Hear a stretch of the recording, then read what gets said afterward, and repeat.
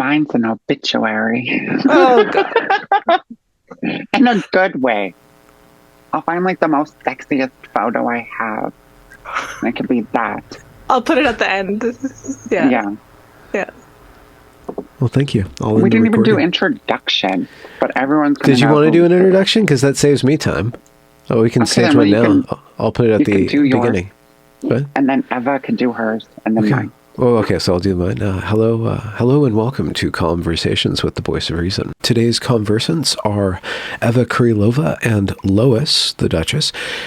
That's her Twitter title. Just a few days ago, Lois expressed her deep discontent with the path of medical transition that she underwent, including hormones and what is colloquially called, or euphemistically called, bottom surgery, and the persistent issues that she has with man-made simulations of female sex organs, and that the Canadian medical industry is just not serving her well, and that she has now applied to MAiDs, which is medical assistance in dying, which is a voluntary euthanasia program that is going on up in Canada. That tweet that she wrote went rather viral, gained a lot of attention, and she was kind enough, along with her friend Eva, to join me to speak more about her reasoning behind deciding to utilize Canada's medical industry to facilitate her checking out. Without further ado, here is Eva and Lois. Yes, hi, I'm just Lois. So I'm a sterilized First Nations post-op transsexual woman of 14 years living in Alberta on Treaty 6 territory. Is that good? I don't know. That's great. Fabulous. Okay. My Fancy. turn? Yeah, Eva. Your turn. All right. Well, I'm Eva Kurilova. You may know me as Canada's preeminent lesbian on Twitter, and I do some writing, and I'm just here as a friend to talk. What prompted you to write the tweet, Lois, about accessing medical assistance and dying, directly related to your transition? Well, it had to do with the government's decision, the federal government's decision to look into MAiD accessibility for those with mental illness as their only condition. So I'm like, okay. I'm like, it made me rethink everything, and because I was going to access it regardless under that condition. But I don't know what that was up, like what was going on with that, if it's still a go for March 17th of this year. I don't know. So then I'm opening a soda. So that happened. But the tipping point for me was last year with trying to access healthcare in our province. I remember that. Wasn't that when the doctor told you, like, oh, us women, this happens to us? Yes, we as women, we as females experience vaginal atrophy. Yeah, and you were like, well, no, that's not my problem. Exactly. Like, I'm having something else because, like, my dilations hurt. I'm experiencing pain. Like something's going on, and then it was more or less just brushed off. And then I had to do a second dilation in the week. So I was doing it on Sunday and Thursday. I'm like, that's just too much. And then, like, I can't swim. It was just like, it was just way too much for me to do. And the pain wasn't subsiding. But then just one day it just went away. Huh. Oh, good. You're not hurting anymore? No, but it was like 3 months of that intense pain. Right. And this is something that you'll have to keep doing, right? Is that you'll have to keep dilating. You can't just stop. Exactly. I have to do it for the rest of my life because I don't have an intimate partner. And that's another thing that got me mad too. But anyways, I don't have an intimate partner to help with that. And then that other doctor who labeled me from homosexual to asexual because I don't have a sexual partner at the moment. I was just thinking, like, why? Because I'm not a whore? Wait, why do they need to label you? Why does a doctor need I don't to know. label That doctor did that. Huh. At the Lois Hole Women's, the Lois Hole Hospital for Women's Health. We have a hospital named after, what is it, Lieutenant Governor General? I don't remember. She was an advocate for women's rights and issues. So they named a hospital after her, Lois Hole. And your name is Lois. My hole. Exactly. But that hospital in my hole, I'm like, no, whoa. Well, isn't that... Sorry, I didn't see the Tim Pool thing. So Tim Pool did a video on you. Isn't that something he kind of giggled about? The Lois Well, Hole no, thing? he said it seriously, and I giggled. I'm like, Oh, my okay. goodness. I couldn't bring myself to watch it. So this is how big the story has gotten, that the stupid Western Standard picked it up, didn't even I know. contact Lois for a comment or a question. Like, yeah, they're allowed to write about this, but it's just not, there's no integrity there. Like, where's your journalistic integrity? So they wrote a stupid story about it. It was badly written. It was just about your tweets. And then Tim Pool retweeted it and he made a comment, and that brought it to over 1 million people. And then Tim Pool also yesterday did like a 11-minute segment on it, you said? I couldn't watch it. I didn't want to watch it. I watched it, yes, 11 minutes and 40 seconds. I watched it. I just kept pausing it and cringing. And I'm like, oh my goodness, like so many people are talking about my vagina. Like, settle down. Isn't it technically a vagina? Or no? Vagina. No. Sorry. I don't, we'll have to do a Twitter poll. Yeah, See I what- guess. Oh my God. No, we're word playing with Lois Hole.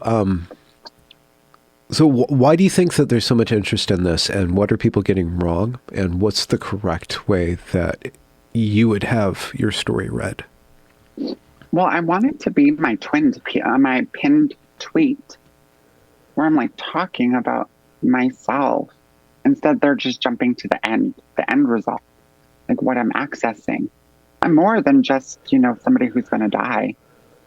Yeah, you want to talk about like also the like First Nations aspect of it, sort of how that relates to First Nations and like sterilization and why that's such a big deal.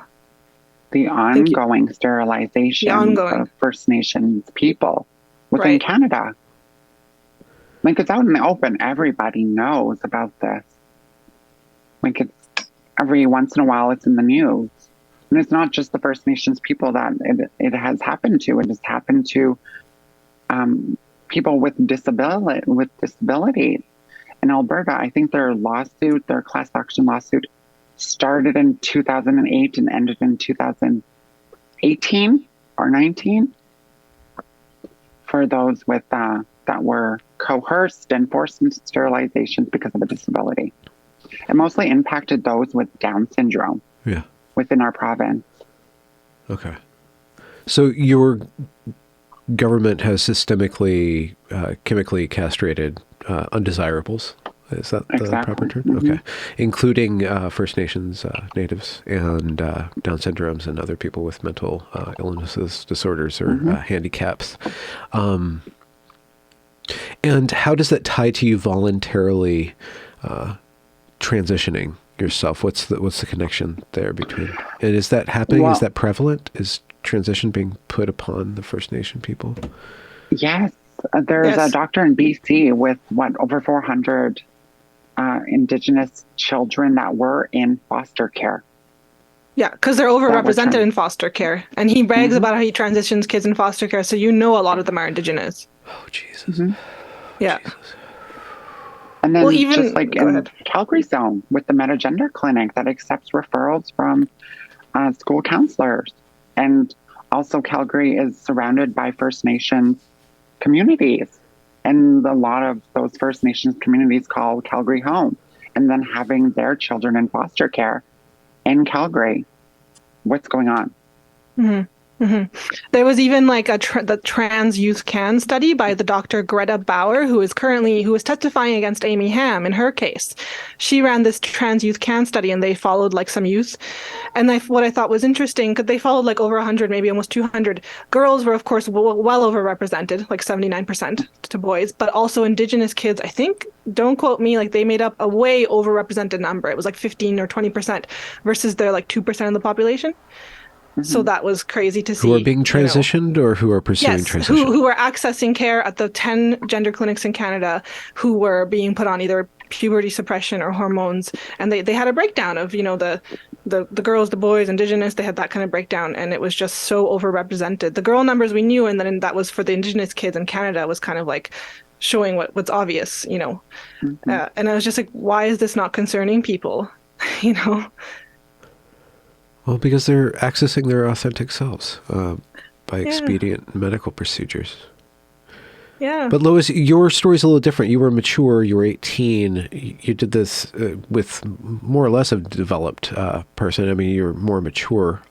What was your path towards access, and did your ethnicity have anything to do with it? Or because it sounds like from what you told us, it was just kind of your state, your personal state. It was, because it wasn't taken into consideration, but that rush was.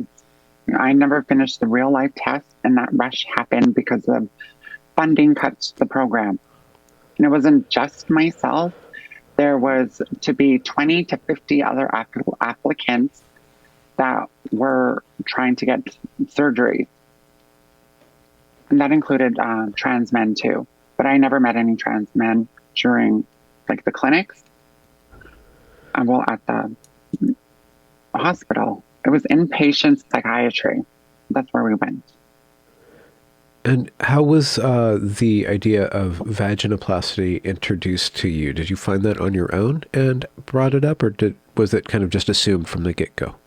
It was assumed from the get-go. Okay. From you personally and the doctor, or mostly the doctor? Where did it? Mostly the doctor. Huh. So, I'm becoming myself, my authentic self.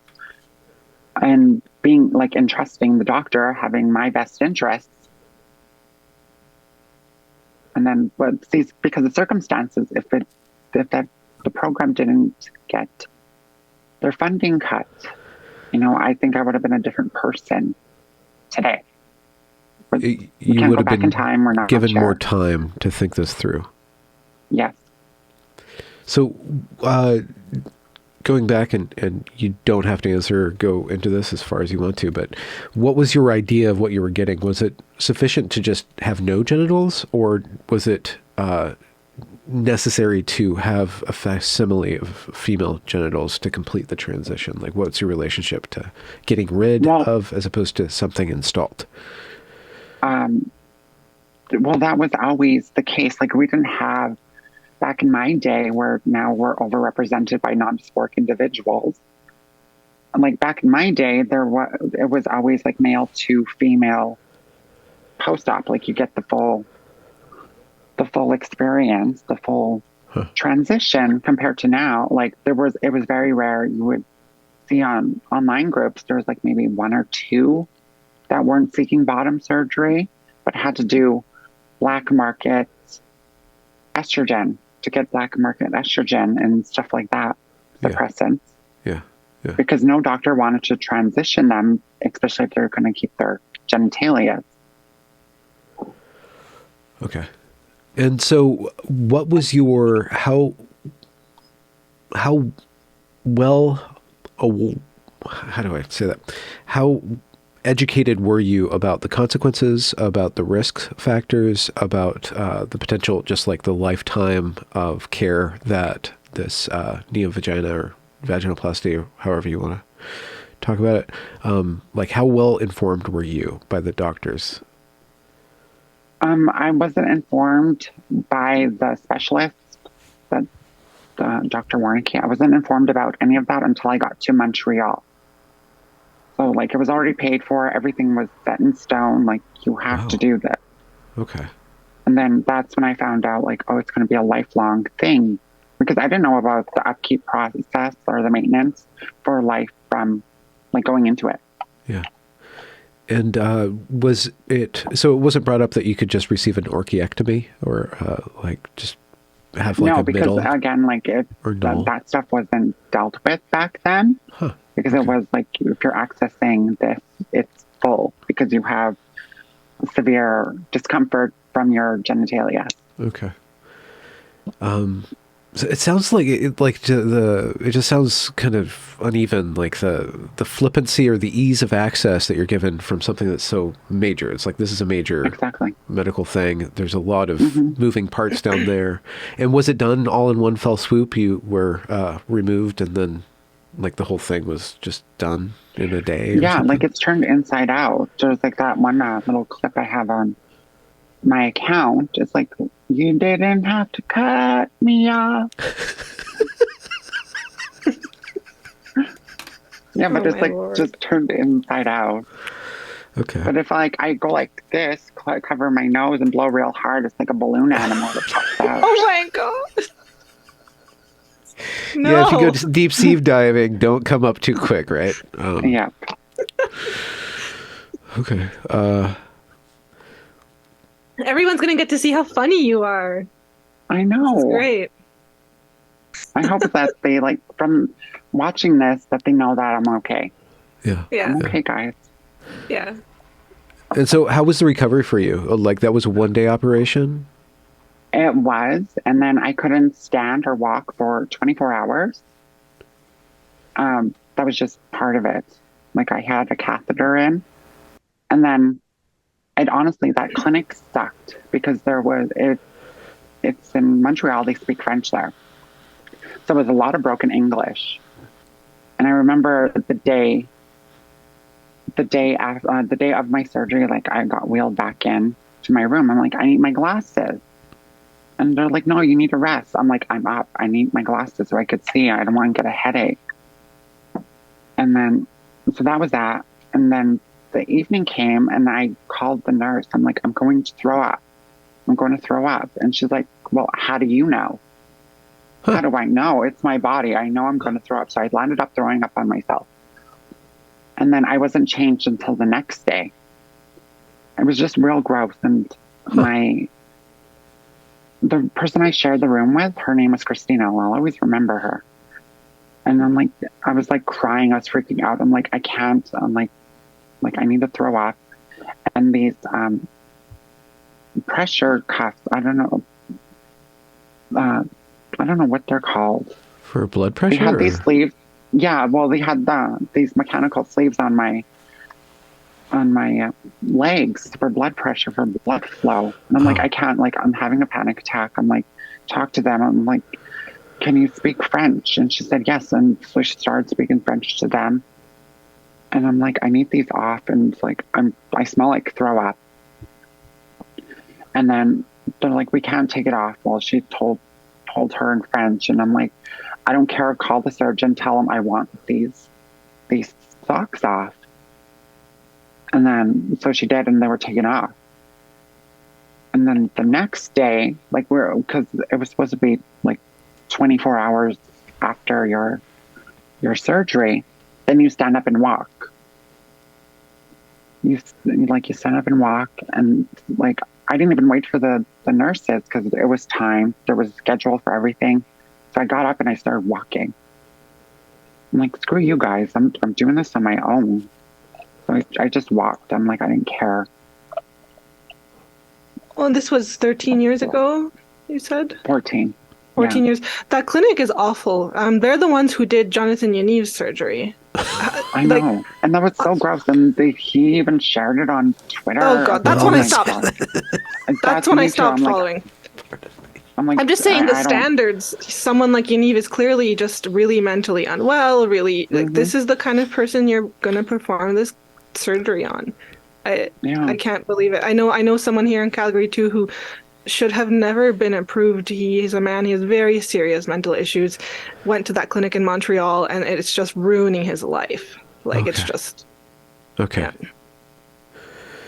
And Lois, as you get better, what's your relationship to this change in your body?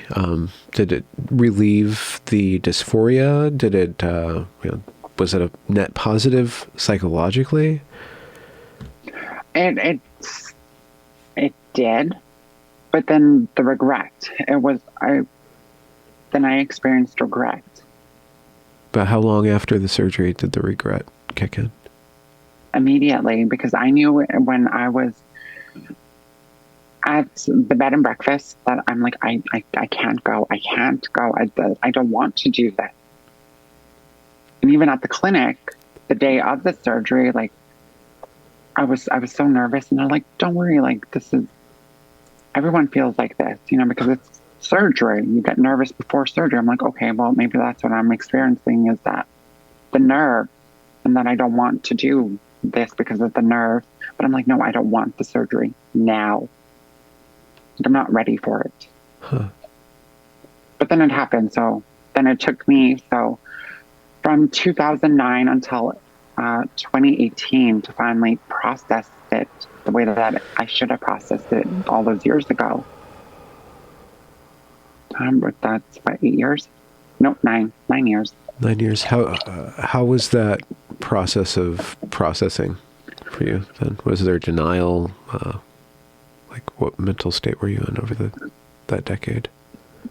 I was just up and down. Like, that's when my chronic depression just set in. Like what have I done? And then I got more involved in my culture, and I'm like, oh my God, like I added to a genocide. Like, what have I done? Huh. And that still gets me. I cry about that. I ugly cry about what have I done. But most of the time I'm okay to talk about it.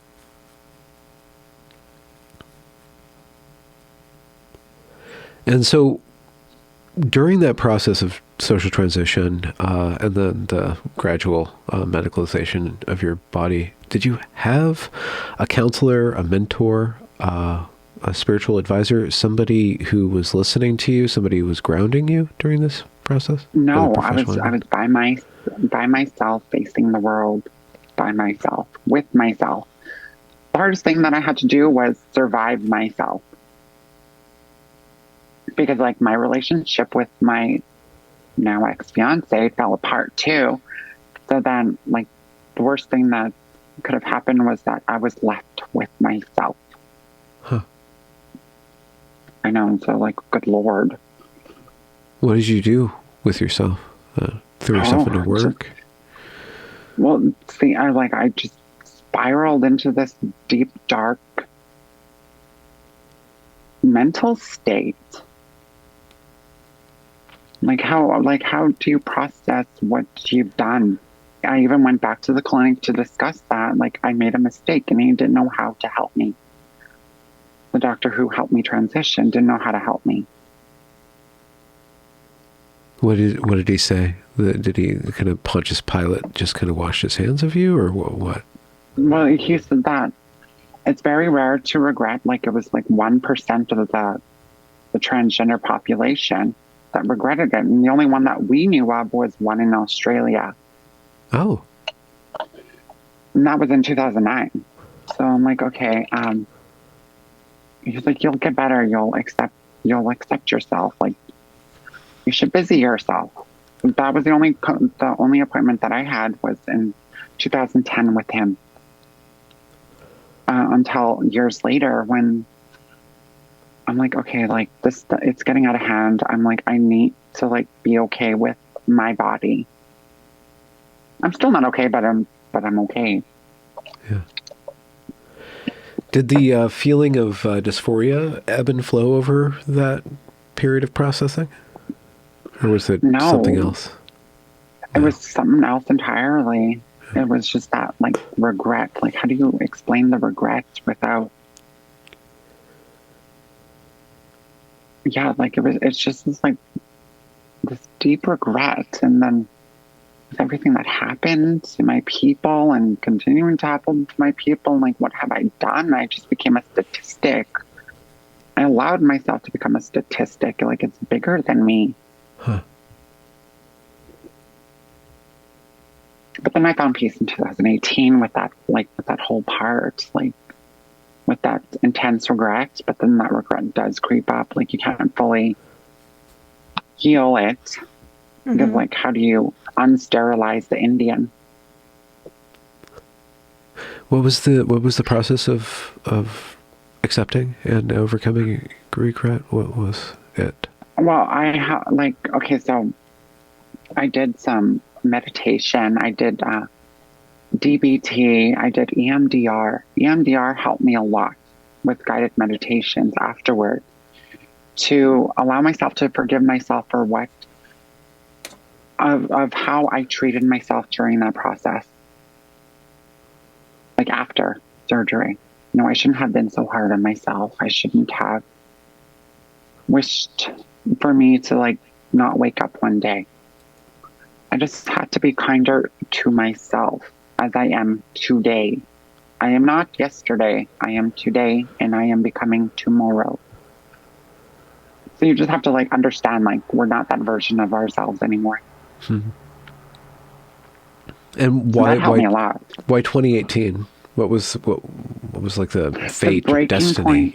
Breaking point. It was just the breaking point for me. I couldn't live like this anymore. I couldn't stand in my skin anymore. And how do you explain that to yourself other than the universe or to other people? Because that's all I had was the universe and the darkness to talk to. I didn't have a therapist.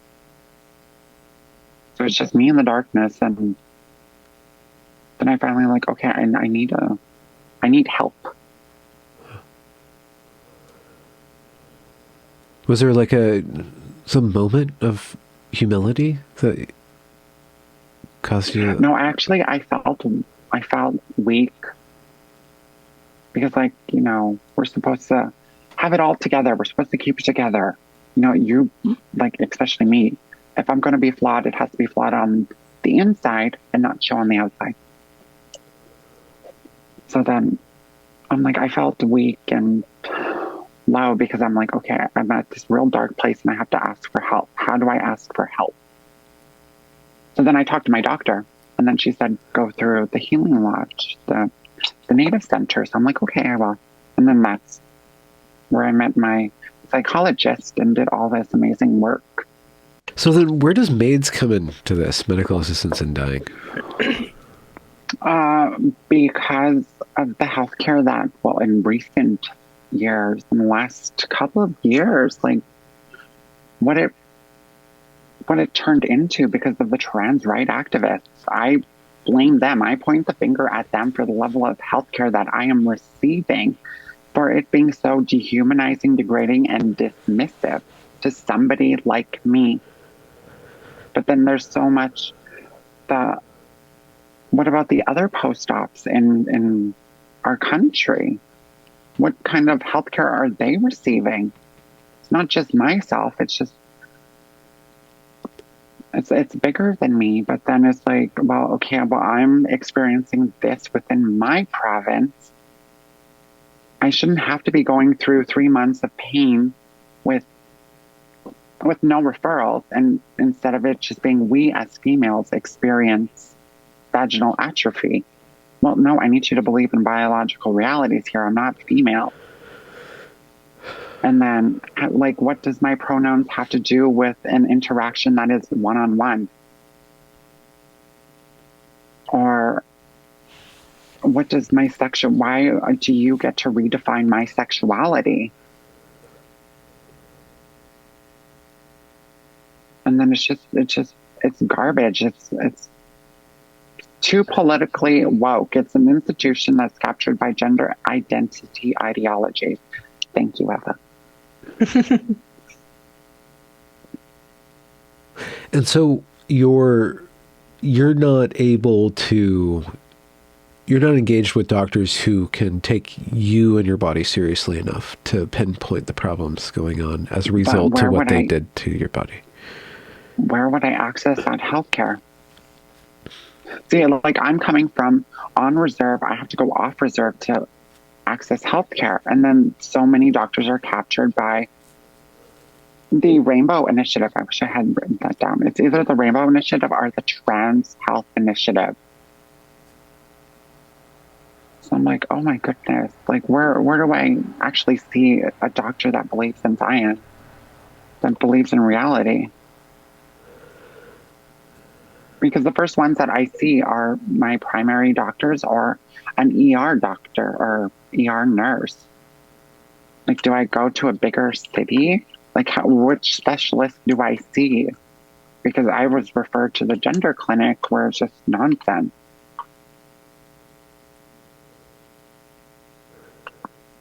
But is just to push back a little bit, is it not also participating in some form of genocide to submit to medical assistance in dying? Some sort of Oh, it's already happened. I already, with genocide, I already contributed to it by becoming sterilized. Yeah. So there's nothing for me to add further to, because I'm a sterilized Indian. So what happens to me, it's still gonna, even if I die a natural death, I'm still a statistic. So why not go out on my own terms that I qualify for? And yeah. So on your own terms, as opposed to what?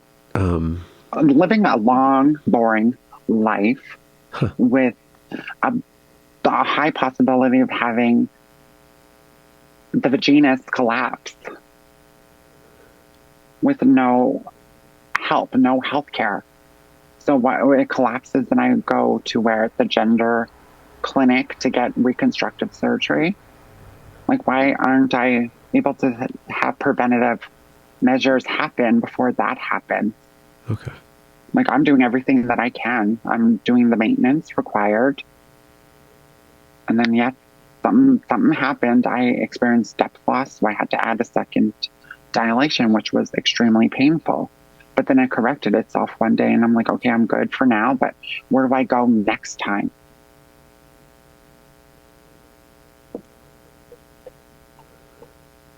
What do we know what happens when it collapses? But a collapse is, how is a collapse gender affirming? I have so many questions I want to ask, like, health professionals, and I get to when I do the process. Do what process? The MAiD process. So once my application has been submitted, which will likely be next week. So I'm on my phone. On the 25th. So after the 25th, my application should be submitted. I let them know, then the official process begins.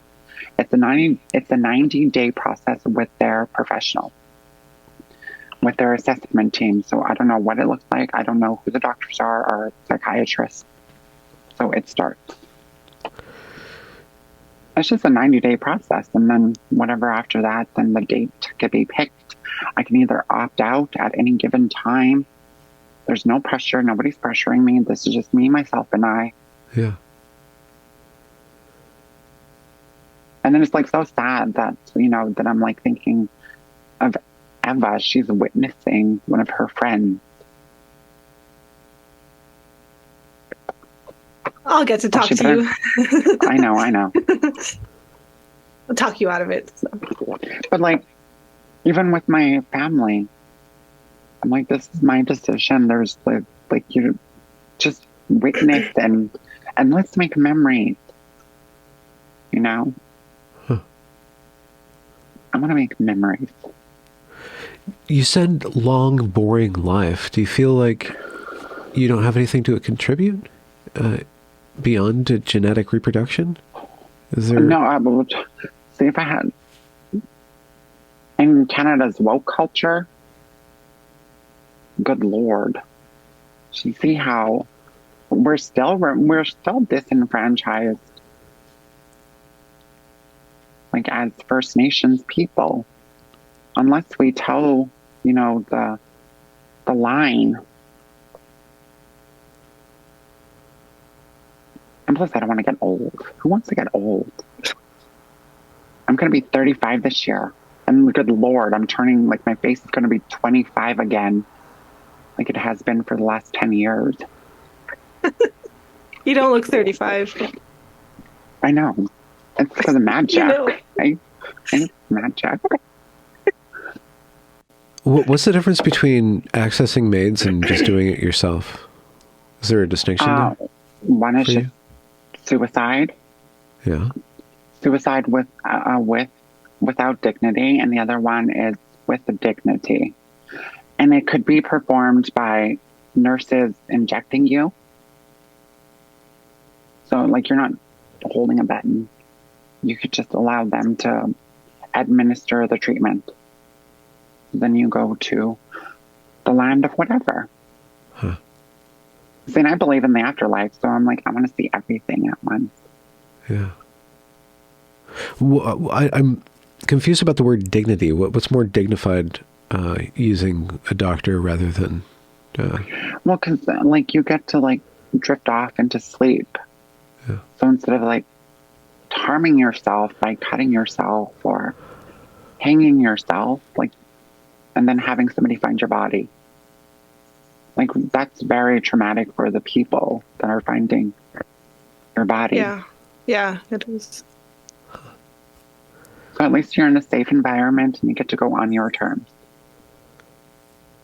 And I think my last breath is going to say, at least I wasn't trans.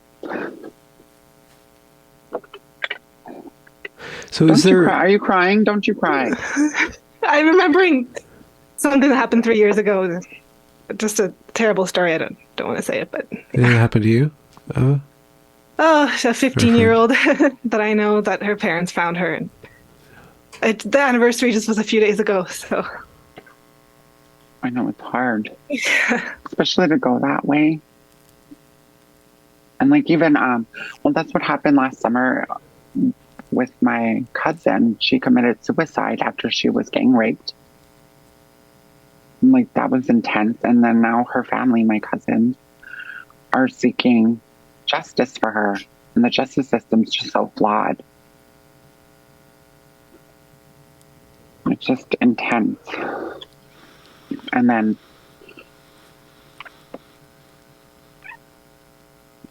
I wish there was just more resources for all. Even mental health, it's mostly outpatient. You see a psychologist, not even a psychiatrist. So how do you get on medication? How do you get on psychiatric medication without follow-ups? Is there dignity in trying to fix the system rather than giving up with dignity? Where do we even begin to try to fix a system when the system is captured? Well, you don't know for how long it'll be captured, and if more and more people check out, then there's less people resisting it. If you see a problem, why not dedicate yourself to solving that, no matter how unlikely or improbable that solution is?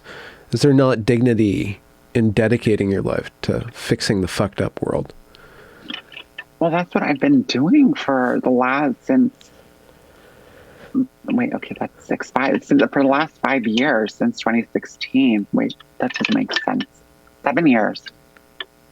Somebody do the math. It's 7 years, right? 7 years. 16? 4 plus 2 plus 1. So 7, I guess. 7. Something like that. 7 years. I've been an advocate on change, on social change, and yet I forget the limitations that the color of my skin has. What limitations are those? Being brown, being First Nations in Canada.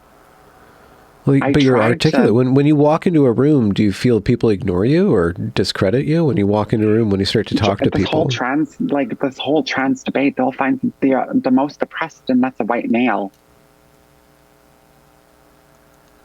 To speak on all issues.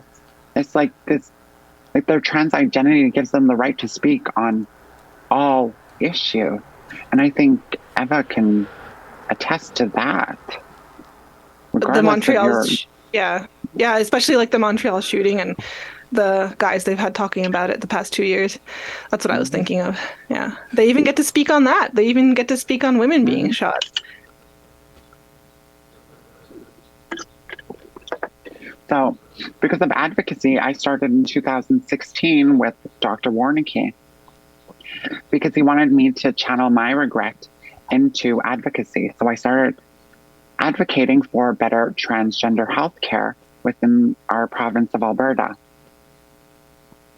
So, like, my file was used, and yet it was white transgender activists that were allowed in the room And we just wanted things to be covered, like breast augmentation and mastectomies to be covered. Like we had this whole list, but those are the only two that got covered. And so that was 2016, and then finally came into law, or the bill was passed and came into effect on January 1st, 2019. I'm like, I helped do that, but yet the recognition doesn't fall on my shoulders. It's the white trans people. And then my work, like even with Eva, she like knew about this whole thing within AHS. So I'm like, okay, like I'm trying to make a change while I'm here, but I have limitations because I'm not an oppressed white male. Well, you're getting more attention now. So. Exactly. For the wrong reasons. I know. Are you cognizant of the possibility that you accessing MAiDs is going to have some sort of impact? Are you aware of that? Are you is there any intention there that you're using MAiDs to make a statement? No, this is solely for myself and my decision. Like I have to pass the assessment, so I'm not worried about how this is perceived or whatever. So it's not a call for help. I'm not. Do you trust the doctors if they mistreated you with regard to specifically your male genitals? Do you trust them to assess you thoroughly, honestly, and accurately with regard to the eradication of your life? These are completely different doctors for the team, the MAiD team. And so, yeah, I completely trust them. And again, like, I'm going to challenge them. How do you unsterilize the Indian? I would like to know. Well, is there responsibility other than genetic responsibility for your tribe, collecting the stories, archiving, advocating? For sure. There's all of that. Yeah. But you have nieces and nephews. Exactly. It's like, well, okay, like, where do I belong as myself in my entirety with a future of crap healthcare that I've endured for way too long? Like, when is enough enough? If they hypothetically said, well, we're not going to give you MAiDs, but we'll fix this neo-vagina thing. It won't be a problem anymore. Is your life still worth it beyond that painful part of yourself? But why do we need to fix it? Well, I mean, if it's not structurally sound, I mean, if it's going to atrophy or collapse at some point, could they just take that out? If that is the seat of your discomfort and they resolve that, is the rest of life, does life just boil down to this one procedure, this one problem, this one persistent fear? No, it's a plethora of issues. I'm like, it's not just the vaginoplasty, it's that regret, it's the genocidal addition. It's just a lot more than just a physical thing. Huh. But that physical thing is what qualified me for MAiD. So okay, there's that too, the two issues. So the maintenance for it, like you don't get cured from vaginoplasty. So if you're a lifelong patient, they can't delete it. I don't know anything about this. They can't delete it. You can't. So if it collapses, you either get a colon graft, or they graft some skin and turn it inside out and all that stuff. I'm like, well, how many surgeries? Like, when is enough enough? Huh. In your relationship, so I'm trying to get a very deep understanding of your point of view. So there's this vaginoplasty problem. There's and then there's systemic issues. There's issues with Canada, with history. This huge thing that you can't fix. Like why allow something like a system, a bureaucracy, dictate how you feel about life itself and your connection to the spirit or to your fate, your destiny? Why allow? I just don't understand why you would let Canada, a flawed human organism, dictate your relationship to your time on Earth. I think it has to do with exactly that. Just everything just compounded into one thing, and then it's just like, okay, I give up. Like, yeah, like I give up. So now I have this like new fight in me. I'm like, okay, well, given the timeline, so next week on the 25th, my application should be completed. And then I submit it the same day. So I let them know the same day. And then the process begins. So 90 days. I'm not guaranteed that it's going to happen after 90 days. Again, I can opt out at any given time. But then, like, it's just given me this, like, fight within me. It's like, okay, well, let's make this short time last. Let's make this impact. All I could do is ignite a spark within people. Those sparks grow. It could burn down a forest. Like, let's do this. Do what? Burn down what? Whatever needs being burned down. Okay. Gender ideology? People being... Exactly. Let's burn it down. Huh. I'm trying. Exactly. See? We're trying. Huh. And I would love to speak to our premier. Yes. Justin Trudeau's not going to listen because he'll find us sadder, even more oppressed native than me. Probably someone white, a white male. There's some of those that are pretending to be native. There was Gwen Benaway or whatever. Anyway, you should talk. If you would talk to Danielle, introduce me to Danielle. I'm a fan. Our premier. We should be speaking, like having these conversations with our politicians, especially like knowing what we know within our province, Eva. Like,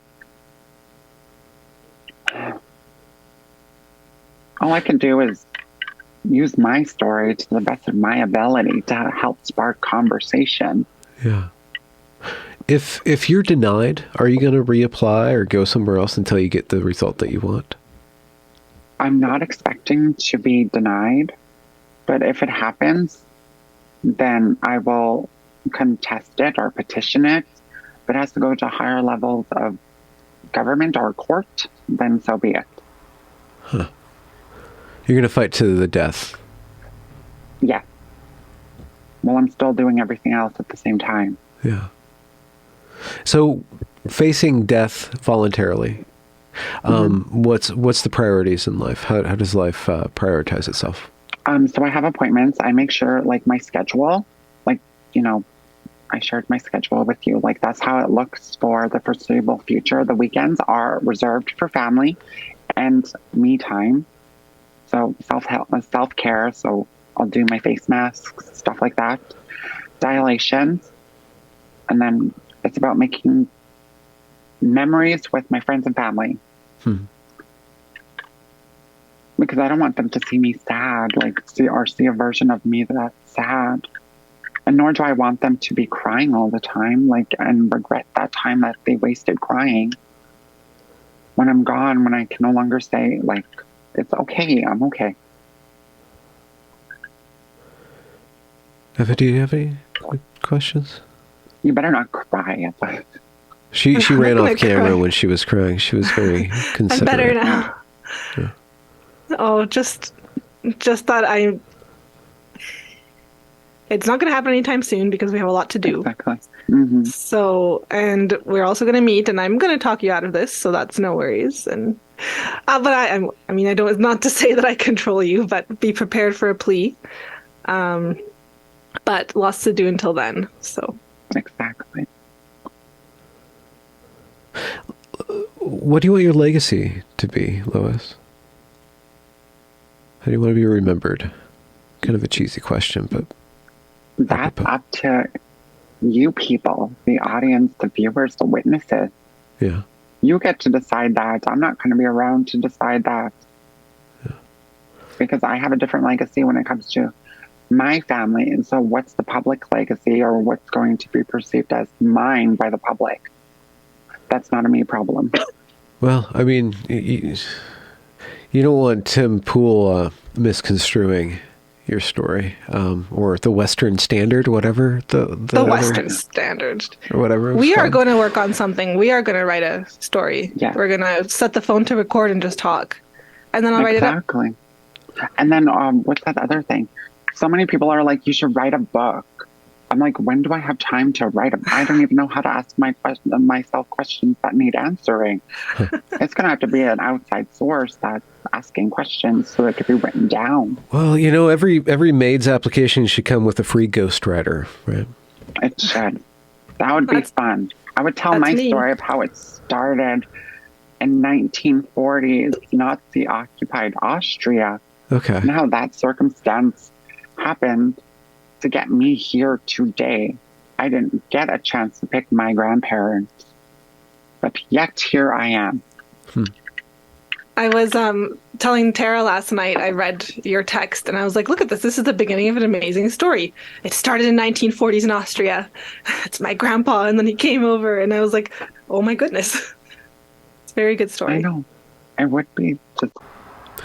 Well, Lois, thank you for the opportunity to hear your story and question you, and hopefully be helpful in filling out the narrative that people have constructed out of shards of insight that they've gained from you on Twitter. So thank you very much for the opportunity. And for sure. And thank you for having me. Like, I even shaved from the nose down just in case I had to show my boo-boo. Well, here's your beard right here. You can't pluck Eva out of your life, right? Thank you for also letting me tag along. This was about you, but happy to be here.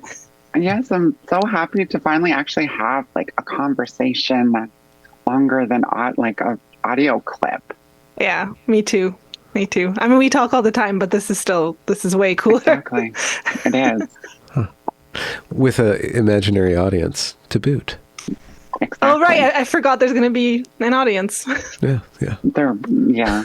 Speaking of which, I will wrap it up now. I'll link links to your work, I guess just your Twitters right now at this point. Eva, did you ever start that Substack novelization of your European heritage that you keep on teasing? Oh. I will be, like, I write for the Distance now, a Substack. I also still write for Gender Dissent, and I do stuff for Redux and Gays Against Groomers. But I will be starting a Substack when Lois and I can talk about her story. That will be like my first, probably, it's still being fleshed out. But to launch into my own thing will be probably telling people's stories, starting with Lois. Okay. So you're going to be kind of a written version of my channel. It's like conversations, but written. I guess so. Yeah. Kind of deep insight biographical sketches of people's lives. Yeah. That's the plan, yeah. We'll see where it goes. Mine's an obituary. Oh, God. In a good way. I'll find like the most sexiest photo I have. And it could be that. I'll put it at the end. Yeah. Well, thank you. We didn't even do introduction, but everyone's going to Did you want to do an introduction? Because that saves me time. Oh, we can stage one now. I'll put it at the beginning. What? And then Eva can do hers, and then mine. Oh, okay. So I'll do mine. Hello and welcome to